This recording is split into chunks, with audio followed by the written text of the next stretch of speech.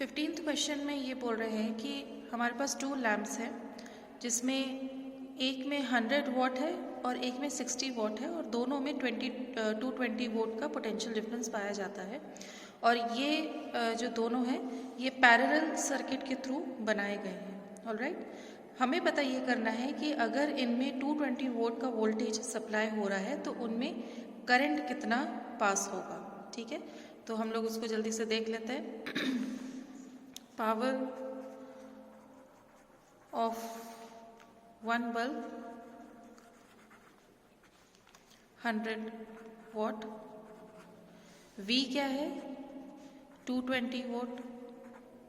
ठीक है, तो हम लिख लेते हैं कि current P equals to V I और करंट यानी कि I equals to P upon V, that is 100 upon 220, ये हो जाएगा 5 upon 11।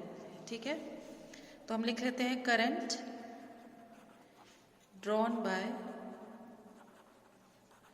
Bulb rated by 100 watt. या मतलब अगर 100 वॉट का बल्ब जो है वो कितना करंट ले रहा है, कितना ड्रॉ कर रहा है, 5 अपॉन 11 एम्पियर। अब हम निकालते हैं 60 वोल्ट वाला बल्ब कितना करंट ड्रॉ कर रहा है। ठीक है,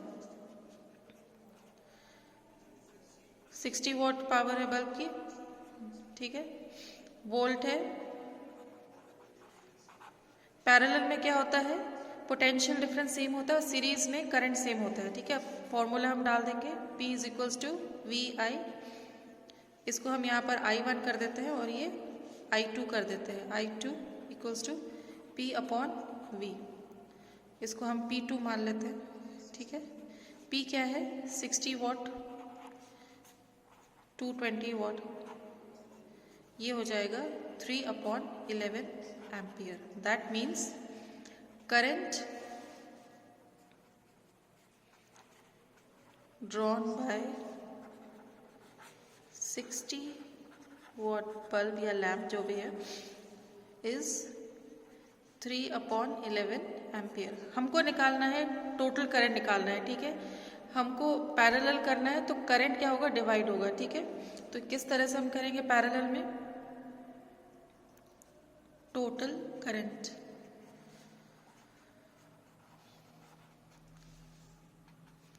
five upon 11 plus 3 upon 11, that is 8 upon 11।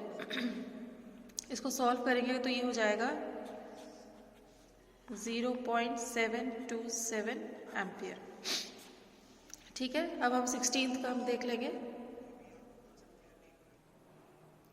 16th question में है which uses more energy, a 250 watt TV set in 1 hour और a 1200 watt toaster in 10 minutes. हमारे पास 2 अप्लायंसेज हैं और ये पूछ रहे हैं कि अगर 1 घंटे में टीवी जो 250 वॉट का है या 10 मिनट्स में टोस्टर जो 1200 वॉट का है, दोनों में से कौन ज़्यादा एनर्जी यूज़ करेगा। पहले हम निकालेंगे for TV set.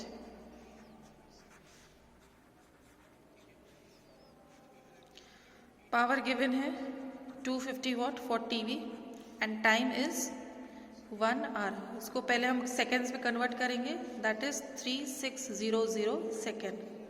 Electrical energy का फॉर्मूला होता है electrical energy equals to power into time. Power क्या है 250 वॉट और टाइम क्या है 3600 सेकेंड। तो ये इस तरह से होगा 25 इंटू 36, 10 स्क्वायर यहाँ पर है और एक 10 यहाँ पर है, into 10 to the cube. 25 into 36 हो जाएगा 900 इंटू 10 टू द पावर 3। जो ये है या जो 200 इसको हम यहाँ अगर ऐड करेंगे तो 9 into 10 to the power 5 joules. TV जो है वो 9 into 10 to the power 5 joules की एनर्जी यूज कर रहा है। अब हम आते हैं फॉर टोस्टर। टोस्टर की पावर कितनी है 1200 वॉट और टाइम दिया हुआ है 10 मिनट्स। ठीक है, 10 मिनट्स को अगर हम कन्वर्ट करेंगे सेकेंड्स में तो वो हो जाएगा 10 × 60, दैट इज 600 सेकेंड्स। अब इलेक्ट्रिकल एनर्जी हम निकाल लेंगे।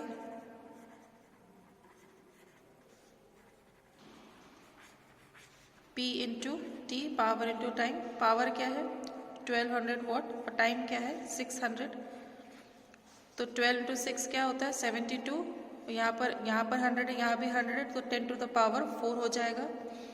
इसको अगर हम कंपेयर करेंगे तो क्या करेंगे, इसको 10 से डिवाइड करेंगे और 10 से डिवाइड करके 10 से मल्टीप्लाई करेंगे तो 10⁵ जूल्स हो जाएगा। ठीक है, आपको समझ में आया यहाँ पर क्या हुआ है, हम इसको 10 से डिवाइड करके 10 से मल्टीप्लाई किया है ताकि ये सिमिलर हम उसमें आ जाए दोनों में। ठीक है, तो यहाँ पर आपने देखा कि टोस्टर ने इसने इतना एनर्जी यूज़ किया है और टीवी ने इतना किया है। ठीक है, तो इसके हिसाब से हमें क्या कंक्लूजन निकल सकता है, TV set uses more energy. ठीक है, क्वेश्चन नंबर 17 में है, an electric heater of resistance 8 ohms draws 15 ampere from the service mains for 2 hours। Calculate the rate at which heat is developed in the heater. हमारे पास एक electric heater है जिसका resistance 8 ohms है और main power supply से उसने 15 ampere का करंट ड्रॉ किया है फॉर 2 hours। हमको कैलकुलेट करना है कि eight which rate the heat is developed in the heater, यानी कि हमको उसके हीटर का पावर डिटरमाइन करना है कि उसके पास कितनी पावर है और कितने रेट में उसने पावर जनरेट किया है ताकि वो हीट को जनरेट कर सके। तो रेजिस्टेंस हमारे पास है 8 ohm, करंट हमारे पास है 15 एम्पियर, पावर निकालना है, पावर इक्वल्स टू I²। फार्मूले और भी होते हैं जो हमने वीडियो में देखा था, हमें IR दिया हुआ है तो हम उसको यूज करेंगे, तो that will be 15² × 8, that means 225 × 8,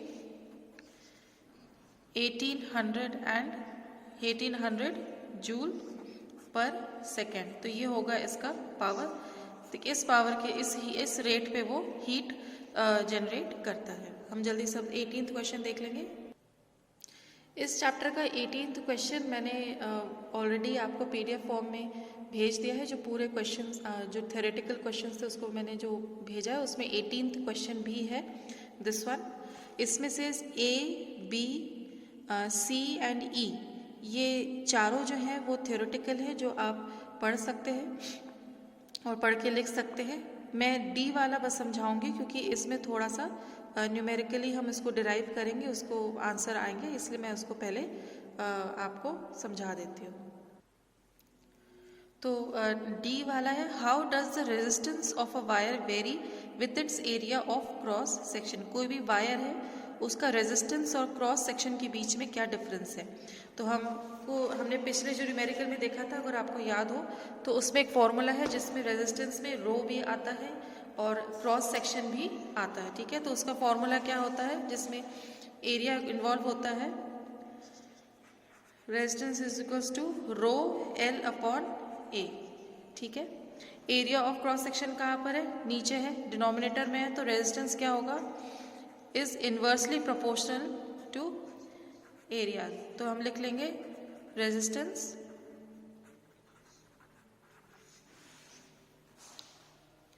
is inversely proportional to the area of cross section of wire। अब ये कैसे पता कर सकते कौन सा इन्वर्सली कौन सा डायरेक्टली है। देखिए R क्या है न्यूमरेटर में और ये क्या है डिनोमिनेटर में। अगर एक न्यूमरेटर में है और एक डिनोमिनेटर तो वो इन्वर्सली होगा। वैसे अगर हम R और L में क्या रिलेशनशिप है तो रेजिस्टेंस क्या है, it is directly proportional to the length of wire, यानी कि जितना लेंथ बढ़ाएंगे उतना रेजिस्टेंस बढ़ेगा। एरिया ऑफ क्रॉस सेक्शन जितना बढ़ाएंगे रेजिस्टेंस उतना घटता जाएगा। ठीक है, तो that is why resistance is inversely proportional to the cross section of wire. बाकी जो ऑप्शन है A, B, C and E वो हमने थ्योरेटिकल है, उसको हमने भेज दिया है। This is the last question of this exercise.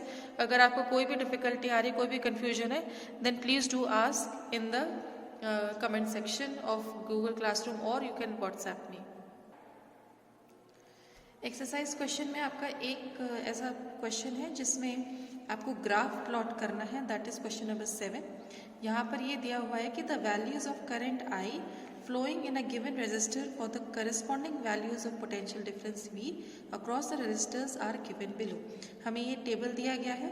इस टेबल के अनुसार हमको एक ग्राफ को प्लॉट करना है, किसके बीच में, पोटेंशियल डिफरेंस एंड करंट के बीच में। और जब ग्राफ को प्लॉट कर लेंगे उसके बाद हमें उसका रेजिस्टेंस कैलकुलेट करना है।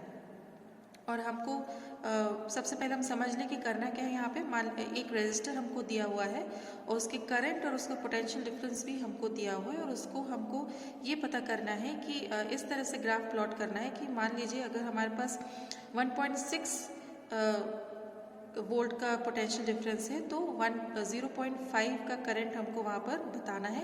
अगर 3.4 का वोल्ट है तो हमको 1.0 का करंट हमको वहाँ पर प्लॉट करना है, 6.7 का 2.0, 10.2 का 3 और 3.2 का 4 हमको पता करना है। ठीक है, तो इस तरह से ग्राफ को हम प्लॉट कर लेंगे एक्स एंड वाई एक्सेस पे। ठीक है, और हमने क्योंकि यहाँ पर आप देख सकते हैं कि लगभग अप्रॉक्सीमेटली 14 तक की मार्किंग यहाँ पर हो सकती है और यहाँ पर 4 तक की मार्किंग हो सकती है एम्पियर एंड वोल्ट्स की। तो हमने यहाँ पर मैक्सिमम 14, एक्स एक्सेस पे हमने 14 तक की मार्किंग करी है और वाई एक्सेस पे हमने 5 तक की मार्किंग करी है, क्योंकि करंट हमारा 4 तक ही गया है। ठीक है, तो वाई एक्सेस पे हमने एम्पियर यानी करंट की मार्किंग कर ली है और एक्स एक्सेस पे हमने वोल्ट की मार्किंग कर ली है। अब हम जल्दी से इसको देख लेंगे कि वैल्यूज क्या पुट कर सकते हैं हम। तो यहाँ पे अगर वोल्ट 1.6 है तो एम्पियर 0.5 दिया हुआ है। ठीक है, तो किस तरह से हम उसको देख लेंगे। अगर वोल्ट 1.6 है यानी कि यहाँ से इस तरफ, और हमारे पास जो एम्पियर है वो कितना दिया हुआ है, 0.5 दिया हुआ है, तो ये मेरे ख्याल से यहाँ पर आना चाहिए। 1.6 ये है 5 के जस्ट पहले, और ये यहाँ पर 0.5 इधर आ जाएगा। ऑलराइट, सेकेंड है आपका वोल्ट 3.4 एंड एम्पियर है 1। वोल्ट हमारा 3.4 है और एम्पियर 1 है, ये 1 हो गया एम्पियर, और वोल्ट 3.4 है, तो यानी कि जस्ट यहाँ पर हमारा पॉइंट आ जाएगा, हम यहाँ पर मार्क कर देंगे। ऑलराइट, नेक्स्ट है हमारा वोल्ट 6.7 है और एम्पियर यानी कि करंट हमारा 2 है, 2.0 है, तो यहाँ वोल्ट हम 6.7 पहले फाइंड आउट कर लेंगे और 2 यहाँ पर है इस तरफ, तो यहाँ पर हम आ जाएंगे और यहाँ पे हमारा मार्किंग आ जाएगी। ऑलराइट, उसके बाद वोल्ट हमारा 10.2 है एंड एम्पियर 3 है, तो 3 इस तरफ है और 10 यहाँ पर है। 10.2 बोला गया है तो 1 एंड 2 यहाँ पर हमारी मार्किंग आ जाएगी। लास्ट हम देख लेंगे, वोल्ट हमारा 3.2 है और करंट हमारा 4 है, तो सॉरी वोल्ट हमारा 13.2 है और करंट हमारा 4 है, तो 13.2 इस तरफ है और 4 यहाँ पर आ जाएगा। 13.2 यानी कि 1 एंड 2, तो यहाँ हम इसकी मार्किंग कर देंगे। ठीक है, अब हमारा काम रहेगा कि हम ये सारे जो लाइन्स है उसको जोड़ लें। ग्राफ हमने प्लॉट कर लिया है। ठीक है, अब आप देख सकते हैं जब हमने लाइन यहाँ पे ड्रॉ करी है तो कुछ इस तरह से एक स्ट्रेट लाइन, एक प्रॉपर स्ट्रेट लाइन हमको यहाँ पे देखने को मिल रही है। ठीक है, अब हमने जब ग्राफ प्लॉट कर लिया है, एक कांस्टेंट लाइन हमको आ रही है, then we can move on to the next part of the question, that is कि अब हमने जब V एंड I को प्लॉट कर लिया है, we have to calculate the resistance of that resistor. ठीक है, तो यहाँ पर सबसे पहले हमको देखना है कि ओम्स लॉ क्या बोलता है कि ohm's law says that the potential difference is always directly proportional to the current. ठीक है, अगर मान लो पोटेंशियल डिफरेंस बढ़ता है तो करंट भी बढ़ता है। ठीक है, तो यहाँ पर इसकी वैल्यू क्या आ जाती है, V equals to I R. ये फॉर्मूला हम सबको मालूम है। ठीक है, तो यहाँ पे हमको रेजिस्टेंस निकालना है। क्वेश्चन में है कि we have to find out the value of resistance, तो हम R यहाँ पर कर देंगे, तो R equals to V upon I. अब हमको ग्राफ के थ्रू ये पता करना है कि V की वैल्यू क्या है और करंट की वैल्यू, पोटेंशियल डिफरेंस की वैल्यू क्या है और करंट की वैल्यू क्या है। अगर हम ग्राफ में यहाँ पर देख लेते हैं, मैंने यहाँ पर कोऑर्डिनेट्स भी डाल दिए हैं इस ग्राफ में। अगर हम V की बात करें, पोटेंशियल डिफरेंस की बात करें, तो ये इसकी मैक्सिमम वैल्यू कितनी जा रही है, 13.2। जो मैक्सिमम वोल्ट है, जो मैक्सिमम पोटेंशियल डिफरेंस है, जो इस ग्राफ के अनुसार हमको दिखाई दे रहा है, दैट इज 13.2। लेकिन यहाँ पर शुरू कैसे हुआ है, शुरू हुआ है यहाँ से, दैट इज 1.6 से वोल्ट शुरू हुआ है और ख़त्म हुआ है 13.2। यानी कि यहाँ से लेके इस तरफ से लेके यहाँ तक जो है वैल्यू है वो हमको पता चलेगी कि वोल्ट की वैल्यू क्या है। तो हम क्या करेंगे, 13.2 माइनस 1.6 जब करेंगे तब हमको एक्चुअल वोल्ट की वैल्यू आएगी। तो हम यहाँ पर क्या लिख देंगे, इक्वल्स टू 13.2 माइनस 1.6 अपॉन, अब करंट का हम देख लेंगे। यहाँ पर मैक्सिमम वैल्यू जो करंट की है वो क्या गई है, 4 गई है, और शुरू कहाँ से हुई है, 0.5 से। तो हम क्या कर देंगे, 4 माइनस 0.5, तो कैसे आ जाएगा, 4 माइनस 0.5। ठीक है, अब यहाँ पर अगर उसको हम सॉल्व करेंगे तो यहाँ पर आएगा 11.6 अपॉन 3.5। यहाँ से डेसिमल हटा दिए तो 10 आ जाएगा, यहाँ से डेसिमल हटा दिए तो 10 आ जाएगा। यहाँ से इसको कैंसिल किए, हमारे पास आ गया 116 अपॉन 35। इसको अगर आप सॉल्व करेंगे तो आंसर आपका आएगा 3.3 ओम्स। ठीक है, तो हम ये लिख सकते हैं कि the resistance of the resistor is 3.3 ohms. So this is your answer for question number 7। और इस तरह से आप अगर ग्राफ प्लॉट करके एक बार आप रिवाइज भी कर लेना, ये इम्पॉर्टेंट है, हमेशा आता है, और इसे जब आप लोग आएंगे तो उसको हम रिवाइज भी कर लेंगे।